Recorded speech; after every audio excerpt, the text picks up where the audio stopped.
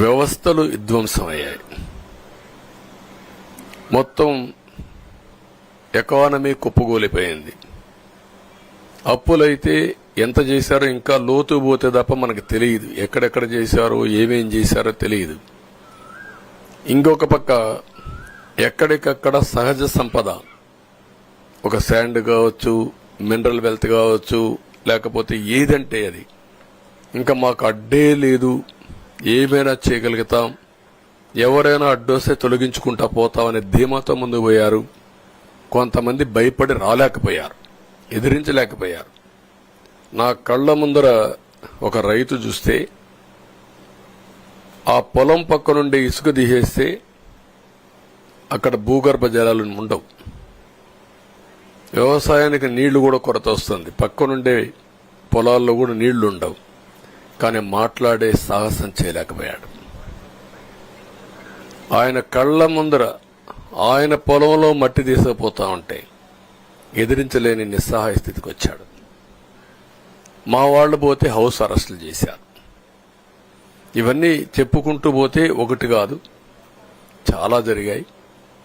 అవన్నీ కూడా ఏ విధంగా చేయాలనో చేస్తూనే మళ్లీ వ్యవస్థలన్నీ కూడా పునరుద్ధరించాల్సిన బాధ్యత ఉంది.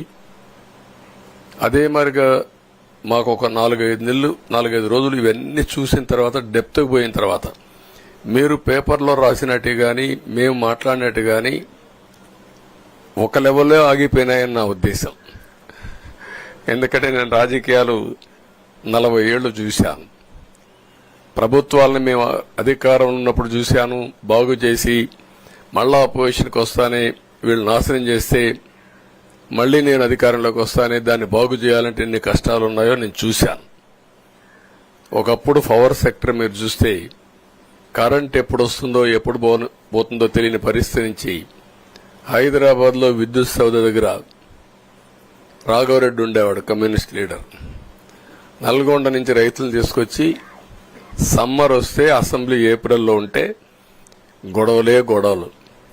సగం టైం మేము కరెంటు కొరతపైనే చర్చించేవాళ్ళం.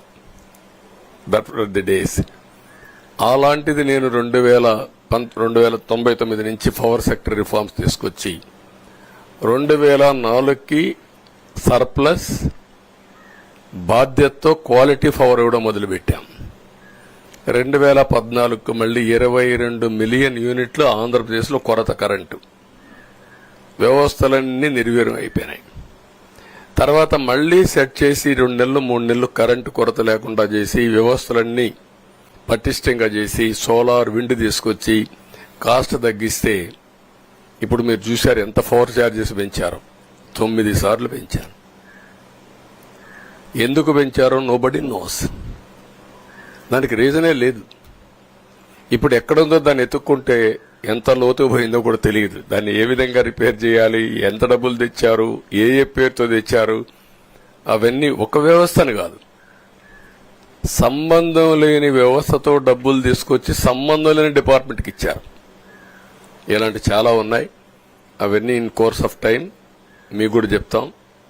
అల్టిమేట్ గా ఇదేదో మేము అధికారం అంటే జుబిలియంట్ గా బ్రహ్మాండంగా ఉందనుకోవడానికి కాదు.